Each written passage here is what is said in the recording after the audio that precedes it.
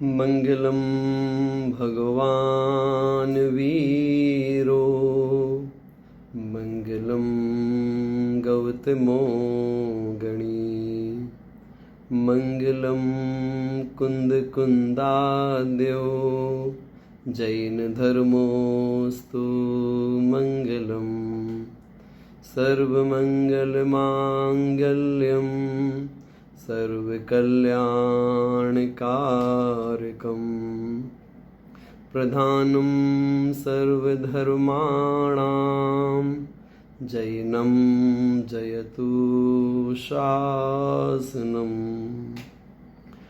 णमो अरिहन्तार्णं णमो सिद्धार्णं णमो आयर्याडं णमो उवजायाडं णमो लोये सवसाहूडम् मोक्षमार्गस्य नेतारं भेतारं कर्मभूभृतां ज्ञातारं विश्वतत्त्वानां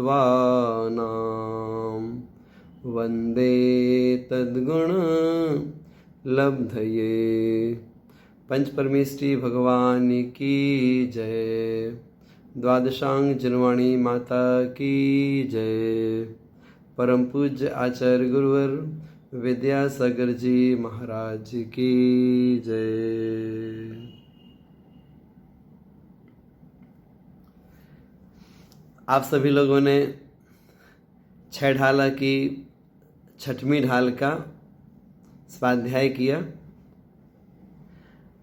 एक प्रसंग और दूसरा है जो आज से आपके सामने प्रारंभ होने जा रहा है। जो सम्यक्त प्राप्त होता है किसको? अनादि मिथ्या दृष्टि जीव को। जैसे कि अपन प्रथमोपसम सम्यक्त तो कहते हैं, अथवा सादी मिथ्या दृष्टि जीव भी जब भी प्रथमोपसम सम्यक्त प्राप्त करता है तब मिथ्यात्व अवस्था में रहते हुए कुछ विशेष कार्य संपादित होते हैं।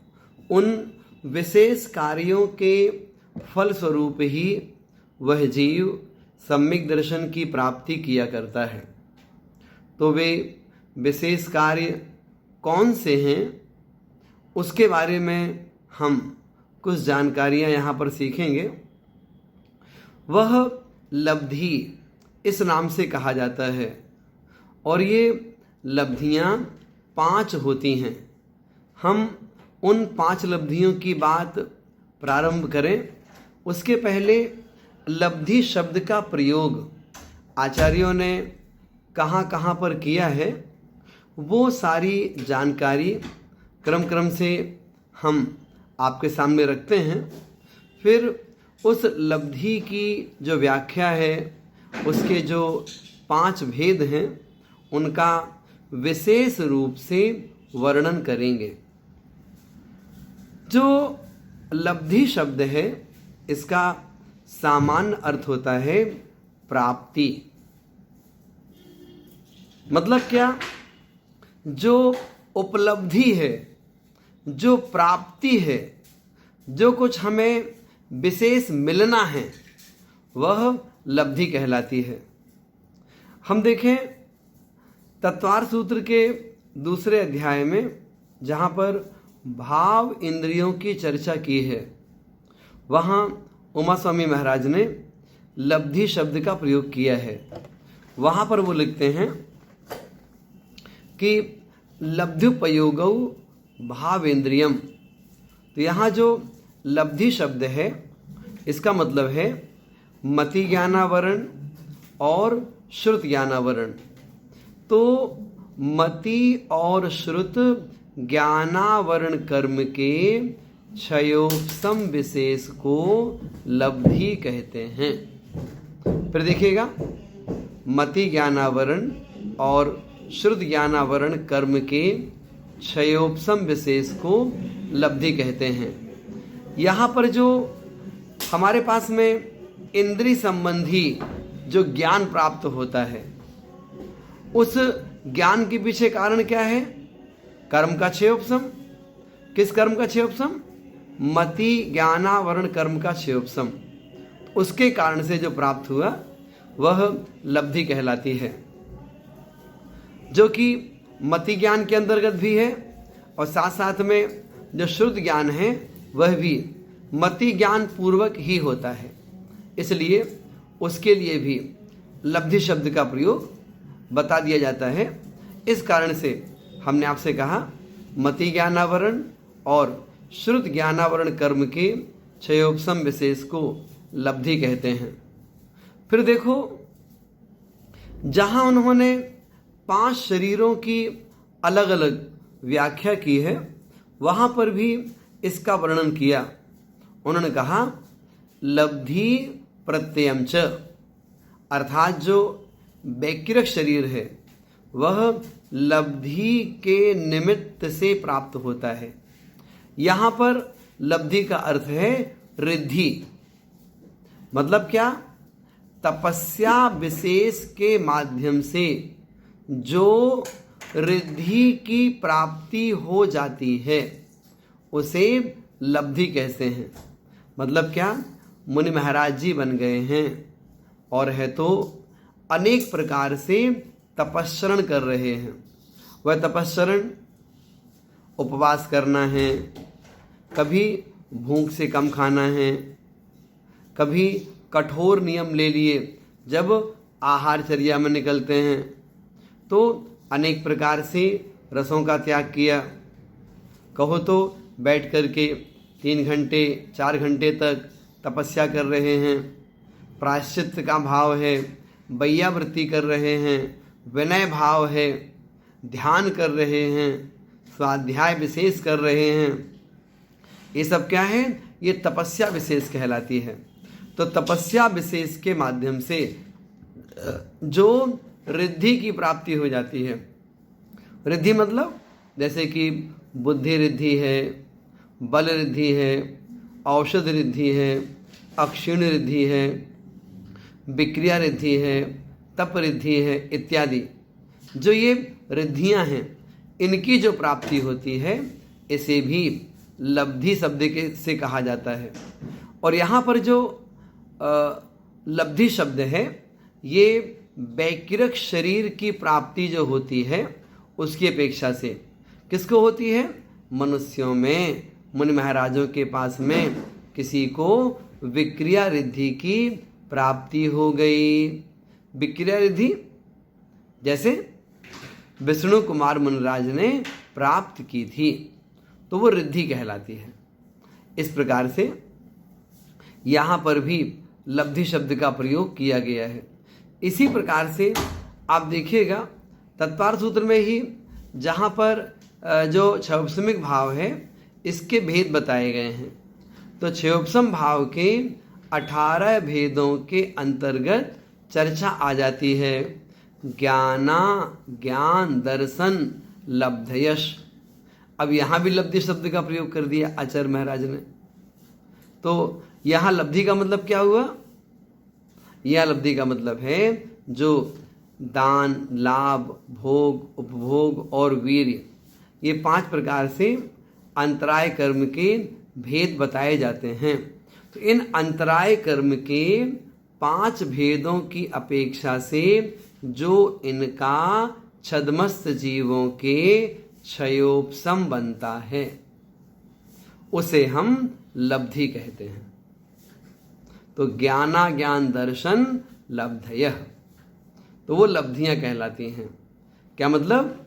जो अंतराय कर्म के 5 भेद हैं, इन 5 का क्षयोपशम होना, तो ये लब्धि शब्द से बता दिया जाता है।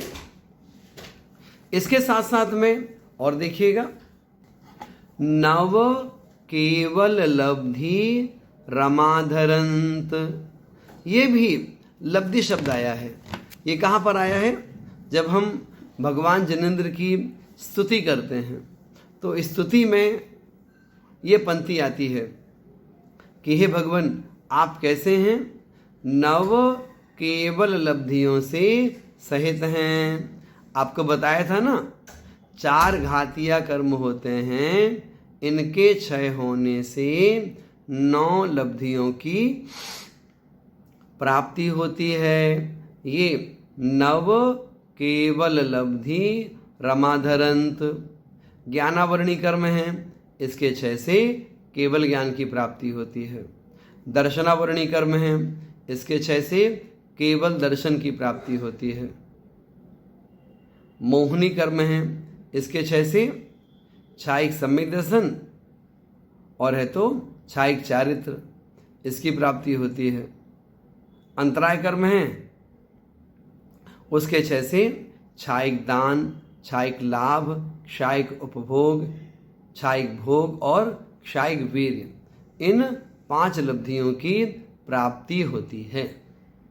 तो यहाँ पर भी लब्धि शब्द का प्रयोग किया गया है। और देखिएगा, आचार्य पूज्यपाद महाराज ने सर्वार्थ सिद्धि के दूसरे अध्याय में, जहाँ पर औपसमिक भावों के 2 भेद बताए हैं, वहाँ पर भी लब्धि शब्द का प्रयोग किया है और वहाँ पर 3 लब्धियों की चर्चा की गई है। ये विषय भी हम सबके लिए थोड़ा विचारणीय है, इस पर देखिएगा। उन्होंने पहली लब्धि की बात की कि जब कोई पहली बार प्रथमोपसम सम्यक्त की प्राप्ति करता है तो फिर उसके पास में जो स्थिति है वो स्थिति कितनी होनी चाहिए। स्थिति कर्मों की अपेक्षा नहीं बताई है, उन्होंने ये बताया है कि अर्ध पुद्गल परावर्तन के शेष रहने पर कोई जीव प्रथम बार प्रथमोपसम सम्यक्त की प्राप्ति करता है। मतलब क्या, 5 परावर्तनों में जो पहला परावर्तन है उसे द्रव्य परावर्तन कहते हैं। द्रव्य परावर्तन का जो आधा काल है उसे अर्धपुद्गल परावर्तन कहा जाता है। ये जो अर्धपुद्गल परावर्तन है ये कितना काल है? ये काल तो अनंत काल कहलाता है, लेकिन ये अक्षय अनंत नहीं है, ये सक्षय अनंत काल कहलाता है। जो द्रव्य परावर्तन के 2 भेद होते हैं, पहला है नो कर्म द्रव्य परावर्तन और दूसरा है कर्म द्रव्य परावर्तन। तो नो कर्म द्रव्य परावर्तन, इसका मतलब क्या? 3 शरीर और 6 पर्याप्तियों के योग्य पौद्गलिक वर्गणाओं का ग्रहण करना। 3 शरीर और 6 पर्याप्तियों के योग्य पौद्गलिक वर्गणाओं का ग्रहण करना, ये कहलाता है नो कर्म परावर्तन। तो जो ये नो कर्म परावर्तन है, इसमें जितना काल लगता है वह काल अर्धपुद्गल परावर्तन काल कहलाता है। तो नो कर्म द्रव्य परावर्तन में कितना काल लगता है? तो आचार्य कहते हैं नो कर्म द्रव्य परावर्तन में अनंत काल लगता है। इस दृष्टि से ये बात यहाँ पर आपके सामने स्पष्ट की गई है। तो ये पहली लब्धि आचार्य पूज्यपाद महाराज ने बताई। इसके विषय में जब हम धवला जी का स्वाध्याय करते हैं तो वहाँ पर थोड़ा खुलासा किया गया है, वो संक्षेप में आपके सामने रखते हैं।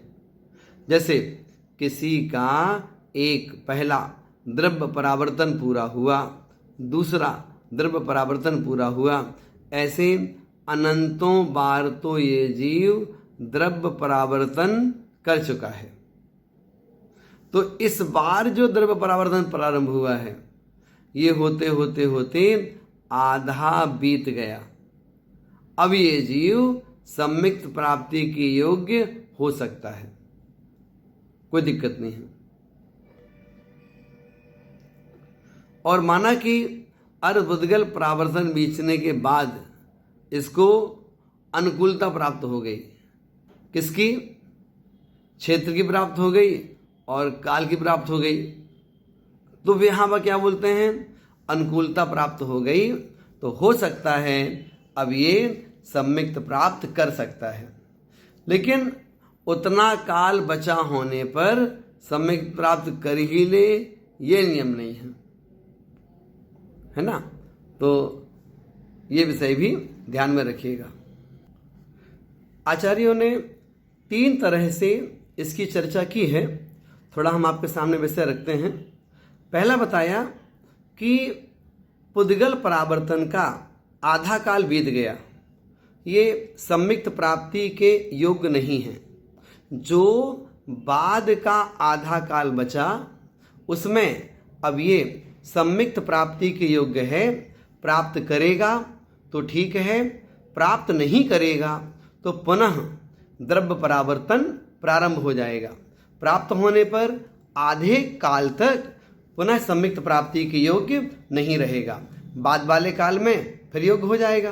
तो ऐसे जीव के अर्धपुद्गल परावर्तन का अवसर अनंतों बार आया और बीत गया। एक मत ये है। दूसरा मत कहता है कि इस संसार में भ्रमण करते हुए जीव का जब अर्धपुद्गल परावर्तन शेष रह जाता है, क्या? संसार काल, जब संसार काल ही अर्धपुद्गल परावर्तन शेष रह जाए तभी सम्मिक्त प्राप्ति के योग्य होता है। ये दूसरा मत है। और तीसरा मत है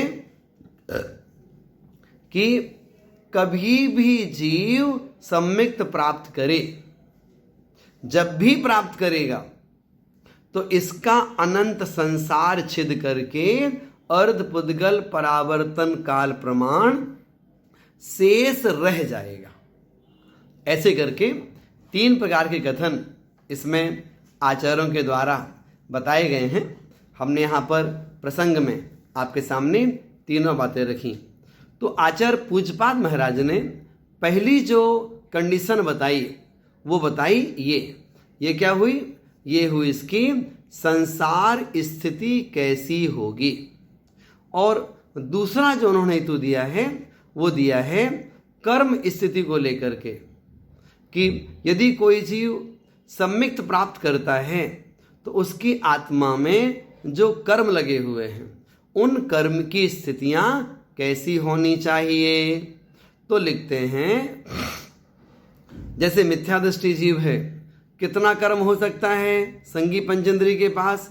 कहो तो 70 कोड़ा कोड़ी सागरोपम का हो, 40 कोड़ा कोड़ी सागरोपम का हो, कहो तो 30 कोड़ा कोड़ी सागरोपम का हो। तो और भी स्थिति वाले कर्म उसके पास में रह सकते हैं, है ना? तो ऐसी स्थिति वाले कर्म हैं तो जीव सम्मिक्त प्राप्त नहीं कर पाएगा। तो कोई भी जीव सम्मिक्त प्राप्त कब कर पाएगा? तो बताते हैं इन सारे कर्मों की स्थितियां कम होते होते होते होते अंतः कोटा कोटि सागरोपम प्रमाण की रह जाएं, तभी यह जीव सम्मिक्त प्राप्त कर सकता है। आप बोलेंगे अंतः कोटा कोटि सागरोपम, इसका मतलब क्या होता है? जैसे हमने कहा ना 70 कोड़ा कोड़ी सागर है, 40 कोड़ा कोड़ी सागर है, 30 कोड़ा कोड़ी सागर, 20 कोड़ा कोड़ी सागर, 10 कोड़ा कोड़ी सागर, ये तो कोड़ा कोड़ी में हो गए। तो हम बात कर रहे हैं 1 कोड़ा कोड़ी सागर से भी कम, मतलब 1 करोड़ सागर से अधिक और 1 कोड़ा कोड़ी सागर से कम, इस काल को अंतः कोड़ा कोड़ी सागरोपम प्रमाण काल कहते हैं। जब कर्म स्थितियां कब होते होते इतनी बचें तब वह मिथ्या दृष्टि जीव प्रथम सम्मिक्त प्राप्ति के योग्य होता है। और अनुभाग संख्यात 1000 सागर कम अंतः कोटा कोटि सागरोपम का बंधे। तो ये कंडीशन जब होती है किसकी, कर्म स्थितियों की, तब जाकर के यह जीव प्रथमोपसम सम्मिक्त की प्राप्ति कर पाता है। ये दूसरी लब्धि बताई किसने, आचार्य पूज्यपाद महाराज ने। कहाँ पर, सरवार सिद्धि जी ग्रंथ में। फिर तीसरी लब्धि की बात की जाती है, वो बताई उन्होंने भाव संबंधी। भाव संबंधी मतलब हम किस पर्याय में हैं, किस आयु को हम जी रहे हैं, वो हमारा अपना भाव कहलाएगा। हम किस आयु में जी रहे हैं, क्या विशेषता है, देखिएगा। प्रथमोपसम सम्मिक्त प्राप्त करना है तो क्या होना चाहिए, संगी, पंचेंद्री, पर्याप्तक, साकार, उपयोगी, सर्व विशुद्ध परिणामी जीव वही सम्मिक्त प्राप्ति के योग्य होता है।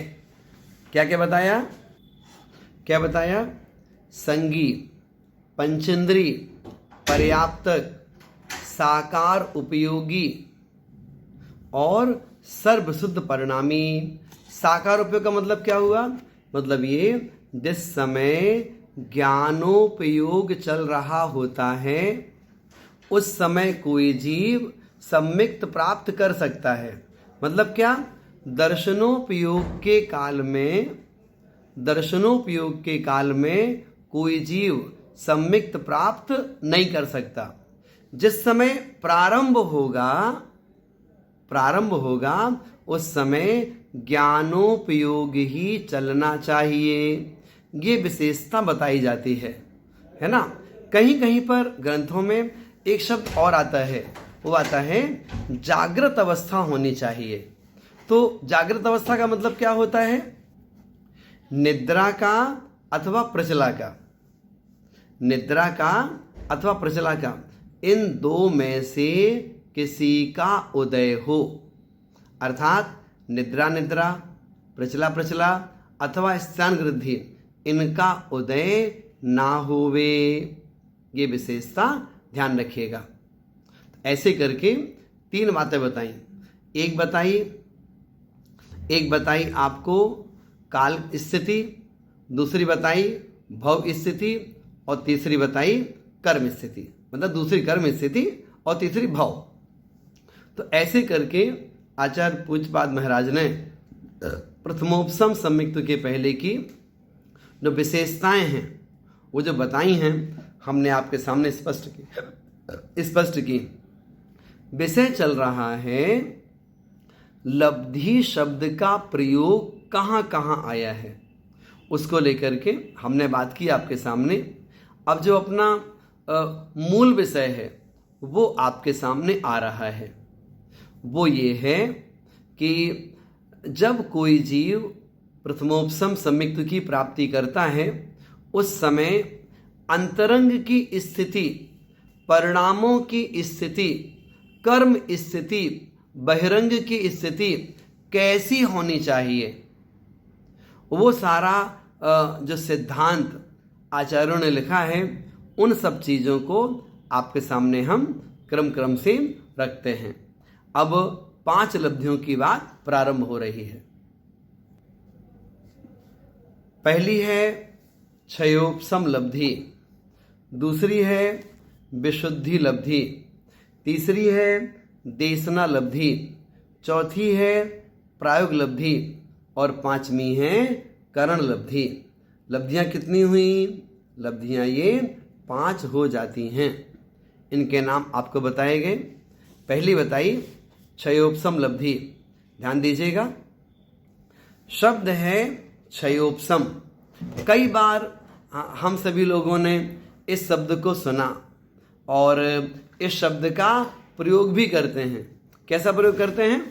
हमारे तो ज्ञानावरणी कर्म का क्षयोपसम ही नहीं है, हमारे तो अंतराय का क्षयोपसम ही नहीं है, हमारे तो मोहिनी कर्म का क्षयोपसम ही नहीं है। तो ये शब्द जो बार बार हम सुनते हैं, इस शब्द का अर्थ क्या होता है? किसका? क्षयोपशम शब्द का अर्थ क्या होता है, क्षयोपशम लब्धि क्या होती है, वो तो आपको हम बताएंगे ही, लेकिन पहले इस शब्द का अर्थ सीखिएगा। आचार्य लिखते हैं कि गुणांश का प्रकट होना क्षयोपशम कहलाता है। गुणांश हमारी आत्मा में ज्ञान गुण हैं, दर्शन गुण हैं, वीर गुण हैं, सुख गुण हैं, है ना, और भी गुण ले लीजिए आप।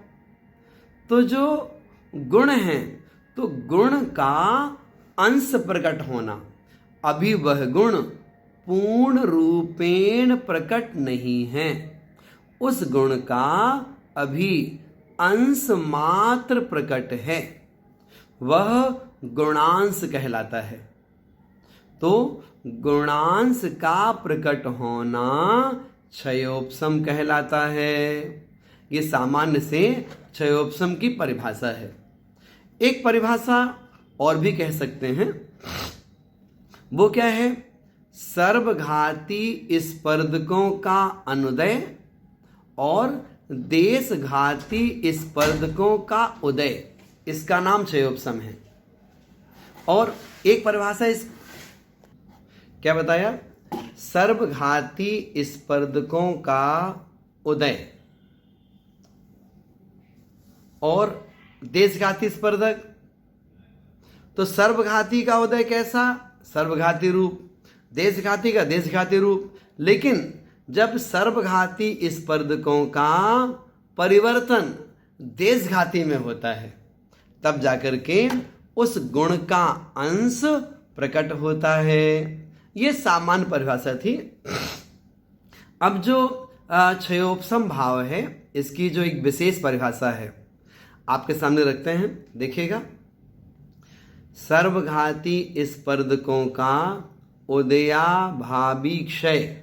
फिर देखो, सर्वघाती स्पर्धकों का उदयाभावी क्षय आगामी काल में उदय में आने वाले उन्हीं निषेकों का सदवस्थारूप उपशम और देशघाती स्पर्धकों का उदय होने पर जो आत्मा में भाव प्रकट होता है, वह क्षयोपशम और भाव क्षयोपशमिक भाव कहलाता है। यहाँ पर 3-4 चीजें आपके सामने आई, उनके संक्षेप में अर्थ करते हैं। पहला बताया गया, सर्वघाती स्पर्धक अर्थात कर्म की वह शक्ति जो आत्मिक गुण को पूरी तरह से ढक देती है।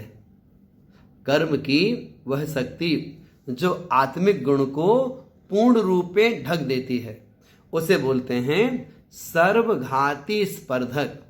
जैसे सामने दीवाल है, अब दीवाल के उस पार क्या है, हमें कुछ दिखाई नहीं पड़ रहा। दीवाल के उस पार क्या है, हमें कुछ दिखाई नहीं पड़ रहा। क्या बोला हमने इसको? ये कहलाया सर्वघाती स्पर्धक। फिर देशघाती स्पर्धक, कर्म की वह शक्ति जिसके उदय में आत्मिक गुण एक देश रूप में प्रकट होते हैं, वे देशघाती स्पर्धक कहलाते हैं। उदाहरण के लिए देखिएगा, जैसे सामने खिड़की है और खिड़की में सफेद कांच लगा, सफेद मतलब वो कांच लगा है, और उस तरफ देखते हैं हम जाली लगी हुई है, मच्छर जाली लगी है। तो हम बाहर देख रहे हैं, दिख तो रहा हमारे लिए, लेकिन बहुत स्पष्ट दिखाई नहीं दे रहा है। तो ऐसी जो स्थिति बनती है, तो हमें बाहर दिखता तो है, लेकिन थोड़ा थोड़ा सा, वो क्या है? देशघाती स्पर्धक, अर्थात कर्म की वह शक्ति जो आत्मिक गुणों को एक देश ढकती है, एक देश प्रकट रहता है। तो ऐसे करके स्पर्धक की अपेक्षा से बात बताई। तीसरा पॉइंट आपके सामने आया उदयाभावी क्षय। उदयाभावी क्षय अर्थात उदय में आने के एक समय पहले कर्म का क्षय हो जाना। उदय में आने के एक समय पहले कर्म का क्षय का मतलब क्या? वो कर्म सर्वघाती रूप में है, उसका सर्वघातीपना परिवर्तित होकर के देशघाती में हो गया, देशघाती में बदल गया।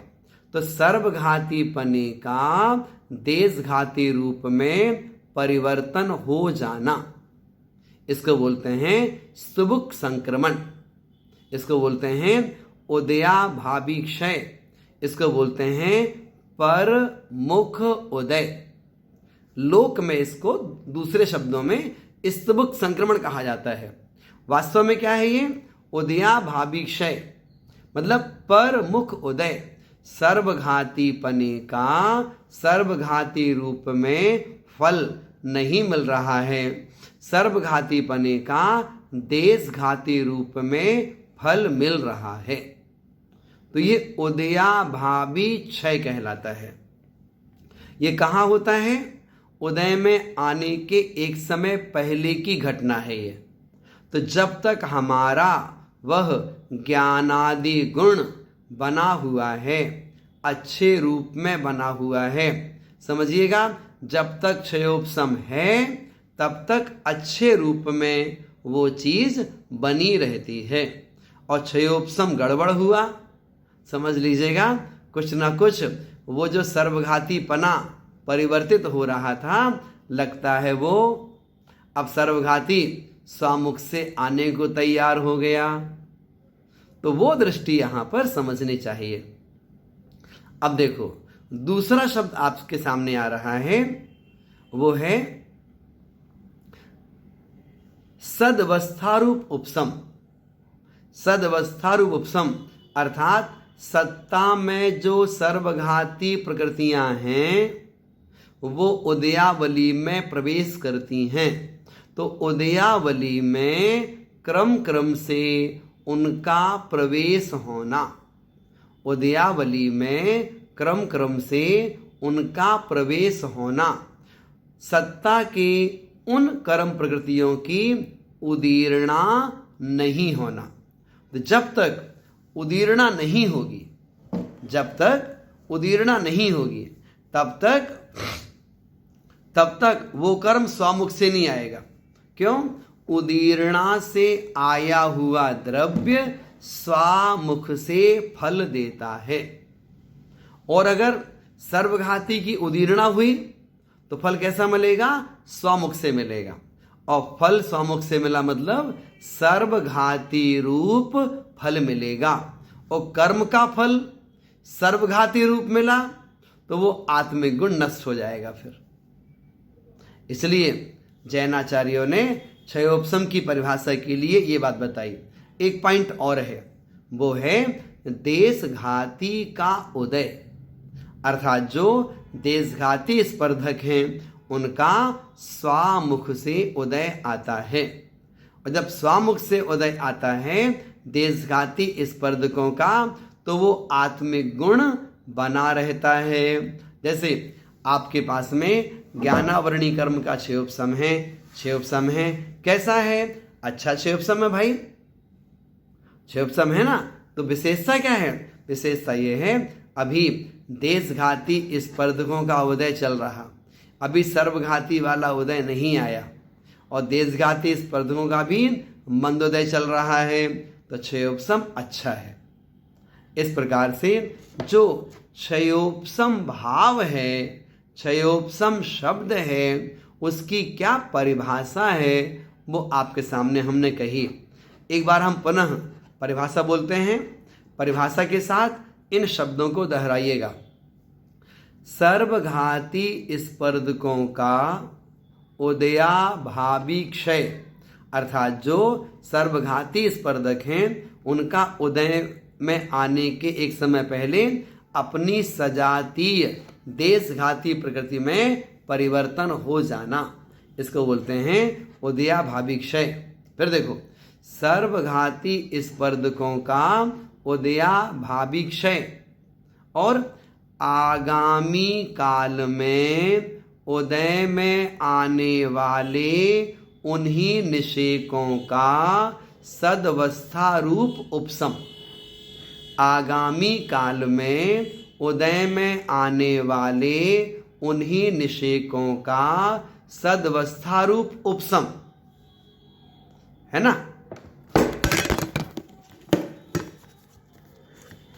आगामी काल में मतलब बस पिछले ही समय में जो उदय में अभी आएगा, तो आगामी काल में उदय में आने वाले उन्हीं निषेकों का सदवस्था रूप उपशम, अर्थात उदीर्णा नहीं होगी, सत्ता स्थित वो कर्म प्रकृतियां क्रम क्रम से उदयावली में प्रविष्ट होंगी, वो कहलाएगा सदवस्था रूप उपशम। और तीसरा बताया, देशघाती स्पर्धकों का उदय, तो देशघाती स्पर्धक हैं उनका उदय होगा, तो देशघाती स्पर्धकों का उदय होगा तो वो आत्मिक गुण बना रहेगा, कोई परेशानी नहीं होगी। इस प्रकार से ये क्या सीखा हमने सीखा जो क्षयोपशम भाव है इसकी परिभाषा क्या है। एक दो चीज और आपके सामने आएंगी, वो क्या है, जो क्षयोपशम भाव है ना, ये क्षयोपशम भाव कितने कर्मों में होता है। ये क्षयोपशम भाव 4 घातीय कर्मों में होता है, ज्ञानावरणी, दर्शनावरणी, मोहिनी और अंतराय। इन 4 घातीय कर्मों में ही क्षयोपशम भाव घटित होता है। अघातीय कर्मों में क्षयोपशम की कोई व्यवस्था नहीं है। ज्ञानावरणी कर्म है, इसका क्षयोपशम है तो हमारे पास थोड़ा बहुत ज्ञान रहता है।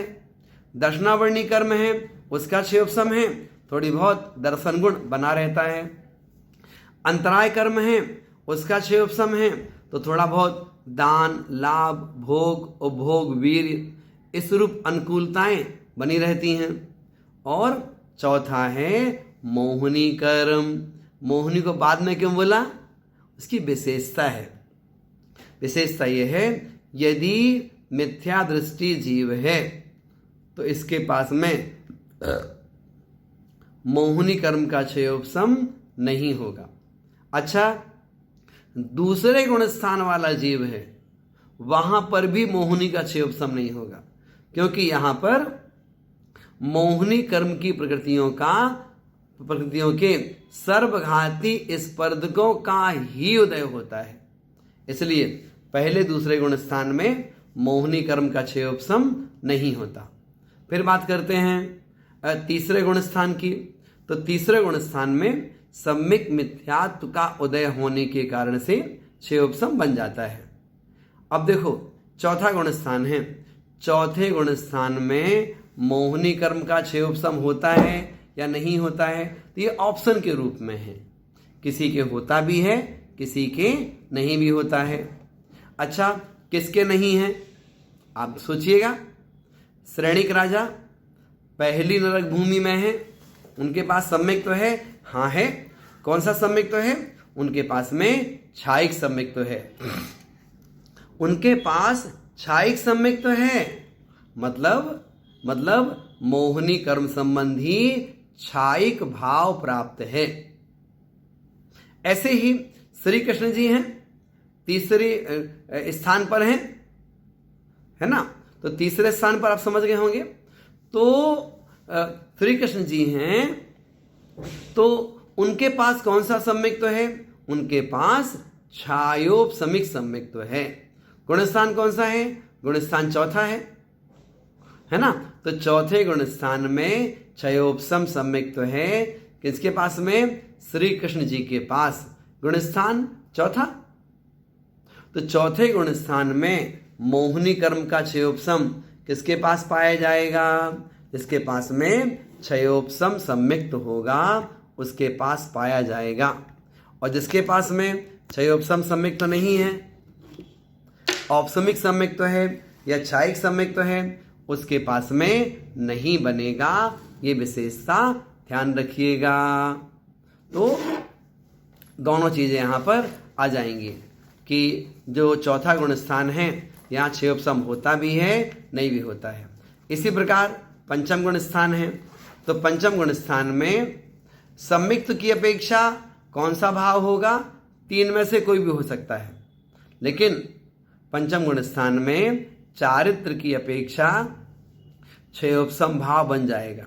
ऐसे ही छठे सातवें गुण स्थान में भी चारित्र की अपेक्षा क्षयोपम भाव बन जाएगा। सम्मिक्त की अपेक्षा उपसम भी हो सकता है, क्षयोपम भी हो सकता है, अथवा क्षायिक भाव भी हो सकता है। इस प्रकार जो क्षयोपम भाव है, ज्ञानावर्णी, दर्शनावर्णी और अंतराय, इन तीन घातीय कर्मों की अपेक्षा ये क्षयोपम भाव पहले गुण स्थान से लेके 12वें गुण स्थान तक बन जाएगा, कोई दिक्कत नहीं है ना। और जो मोहिनी कर्म की अपेक्षा से क्षयोपम भाव बनता है वह चौथे गुण स्थान से, अथवा तीसरे से ले लो, तीसरे गुण स्थान से सातवें गुण स्थान तक बनेगा। तीसरे गुण स्थान से सातवें गुण स्थान तक क्षयोपम भाव बनेगा। तो इस प्रकार से ये जो क्षयोपम भाव की परिभाषा है और चार घातीय कर्मों में क्षयोपम भाव बनता है, ये विषय वस्तु संक्षेप में हमने आपके सामने स्पष्ट की।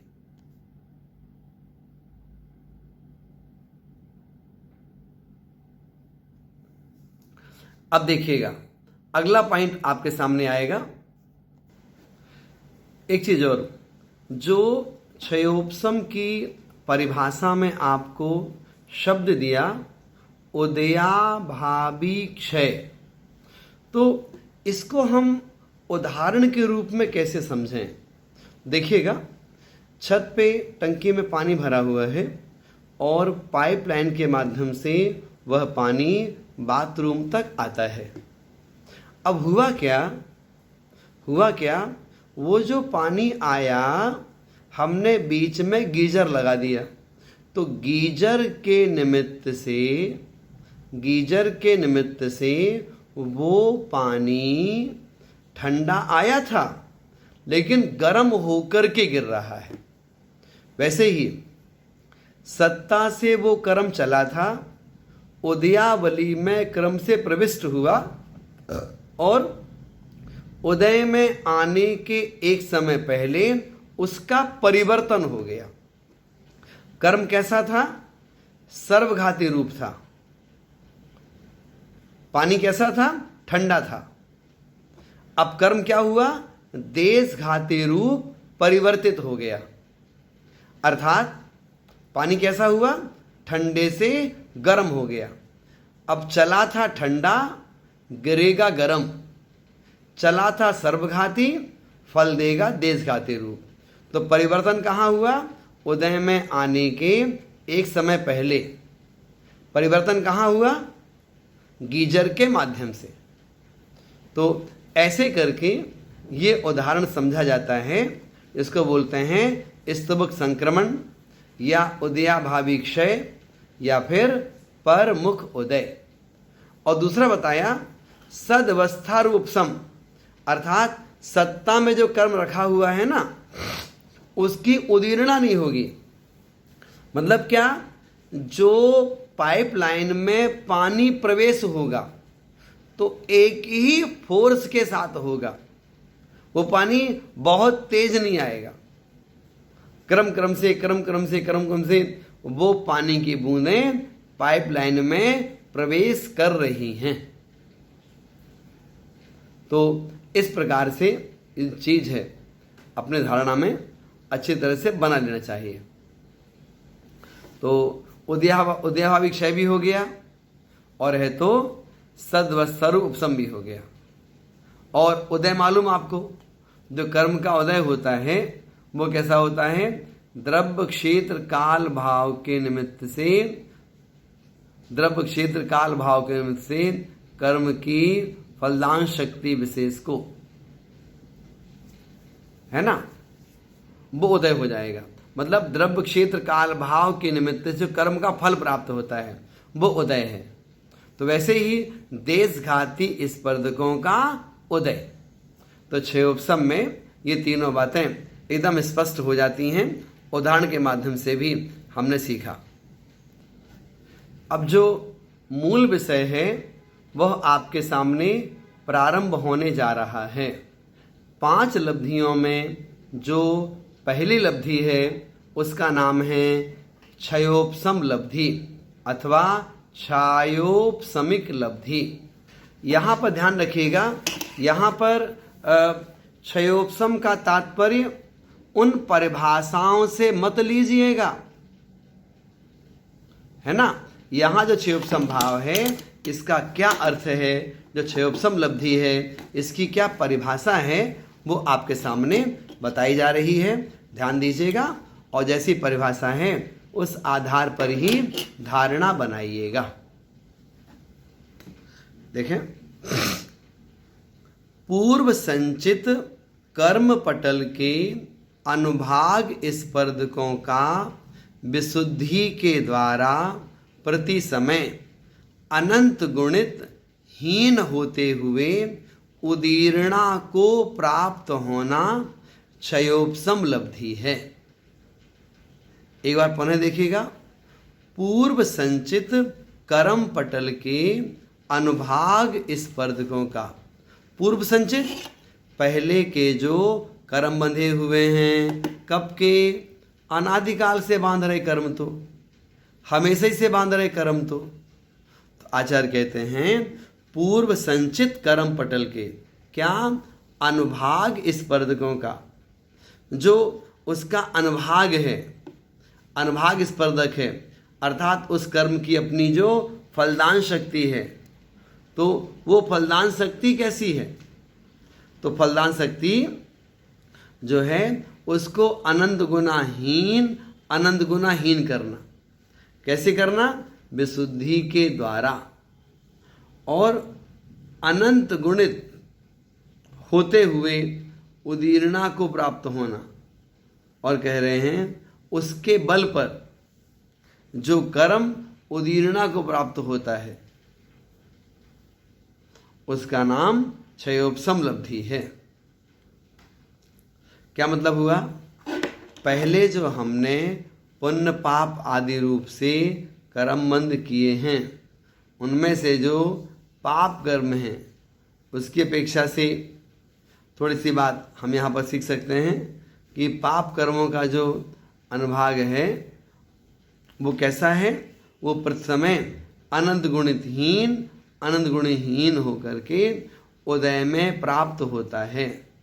इसलिए इस लब्धि के उपरांत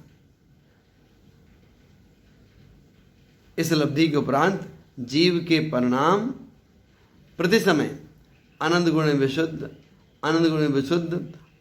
विशुद्ध होंगे। ठीक हुआ ना। ये क्या हुई, ये आपके सामने जो पहली क्षयोपशम लब्धि है इसकी परिभाषा स्पष्ट की गई। यहाँ पर आप प्रश्न कर सकते हैं कि आपने जो क्षयोपशम लब्धि की बात करी और है तो जीव के परिणामों की विशुद्धि के महात्म पे जो कर्म का जो उदय है उसके जो परिणाम हैं वो परिणाम कैसे हैं, अनंत गुण विशुद्ध हो रहे हैं। क्यों हो रहे हैं, कर्म का उदय और मंद होकर के फल दे रहा है। इस प्रकार से ये जो पहली लब्धि है इसका प्रसंग आपके सामने संक्षेप में हमने स्पष्ट किया। आइए जो दूसरी लब्धि है इसकी चर्चा हम अगली कक्षा के माध्यम से करेंगे। आइए माँ जिनवाणी की स्तुति करते हैं। अब हम जिनवाणी स्तुति करेंगे। मिथ्यात्म नाश वे को ज्ञान के प्रकाश वे को आपा परभास वे को भानु सीमा खानी है। छहो द्रव्य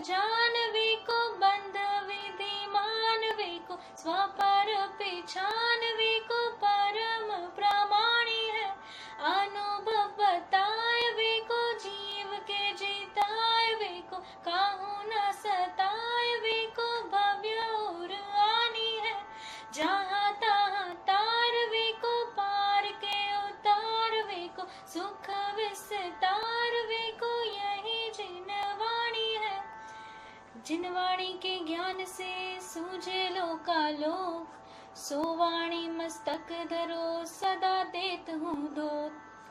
हे जिन वाणी भारती तो ही जपो दिन चैन, जो तेरी शरण गए सो पावे सुख चैन। अब हम शांति पूर्वक 9 बार नमोकार मंत्र के जाप करेंगे।